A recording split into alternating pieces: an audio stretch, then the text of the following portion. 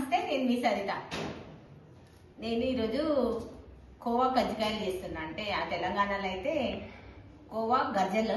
దానికి కావాల్సిన ఏంటి, ఎంత క్వాంటిటీలో చేస్తున్నాం, ఎన్నిటికి ఎంత క్వాంటిటీ కావాలనేది కూడా చెప్తాను, చూడండి. ఫస్ట్ 2 కిలోల పచ్చి కోవా, తీయది కాకుండా పచ్చి కోవా తీసుకోవాలి. దాంట్లోకి ఒక 2 కేజీస్ పచ్చి కోవాలకి ఒక 1/2 కేజీ గోధుమ పిండి, నెయ్యిలో బాగా వేయించి వేసుకున్న గోధుమ పిండి వేసుకోవాలి. తర్వాత 2 కేజీస్ కోవా తీసుకుంటే చక్కెరని కూడా 2 కేజీస్ తీసుకొని ఇట్లా పొడి చేసుకోవాలి. ఒక 1/2 కేజీ మాత్రం పల్లీలు, వేయించి పొడి చేసుకున్న పల్లీలు. తించుతా మరి ఎక్కువ స్వీట్ అయితే బాగుంటుంది.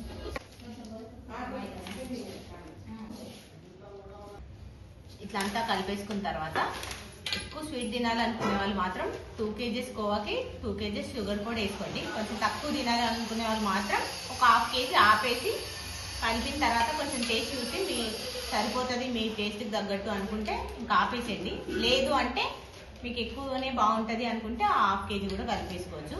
నేను ఇక్కడ 2 కేజీస్ వేద్దాం అనుకున్నా. నా టేస్ట్ ప్రకారం 1.5 సరిపోయింది నాకు, అందుకే నేను కొంచెం 1/2 కేజీ పక్కన పెట్టిన. వాటిని ఫిల్ చేయడం కోసం గోధుమ పిండి, మైదా పిండి, 1.5 కిలో మైదా పిండికి ఒక 1/2 కేజీ గోధుమ పిండి కలుపుకొని కొంచెం నూనె వేసుకొని తడిపి ఒక 1/2 అవర్ నాననియండి. తర్వాత అయితే కొంచెం సాఫ్ట్ అవుతుంది పిండి. తర్వాత ఫిల్ చేసేటప్పుడు రండి.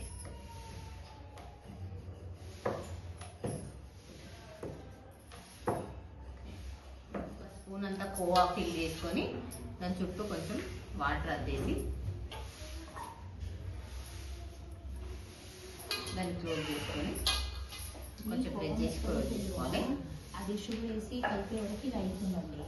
తర్వాత దాన్ని ఇట్లాంటి స్పూన్, గజ్జల స్పూన్ ఉంటుంది, ఎవరి ఇట్లయినా ఉంటుంది, దాంతో కొంచెం డిజైన్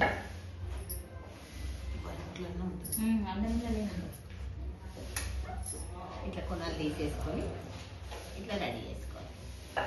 వీటిని ఆయిల్లో డీప్ ఫ్రై చేసుకోవడమే, అది కూడా చూపిస్తాను నేను. అన్ని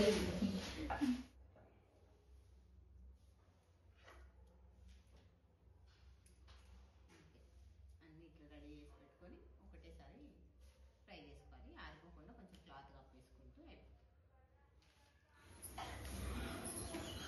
ఇట్లా అన్ని రెడీ చేసుకొని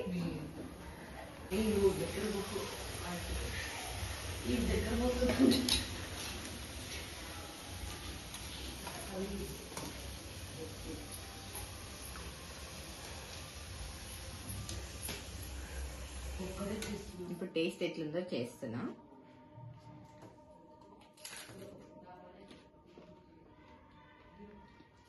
టేస్ట్ అయితే చాలా బాగుంటుంది. మీరు కూడా ట్రై చేయండి. మీకు ఎట్లా వచ్చిందో నాకు చెప్పండి, కామెంట్ చేయండి, లైక్ చేయండి, షేర్ చేయండి, సబ్స్క్రైబ్ చేసుకోండి. Thank you.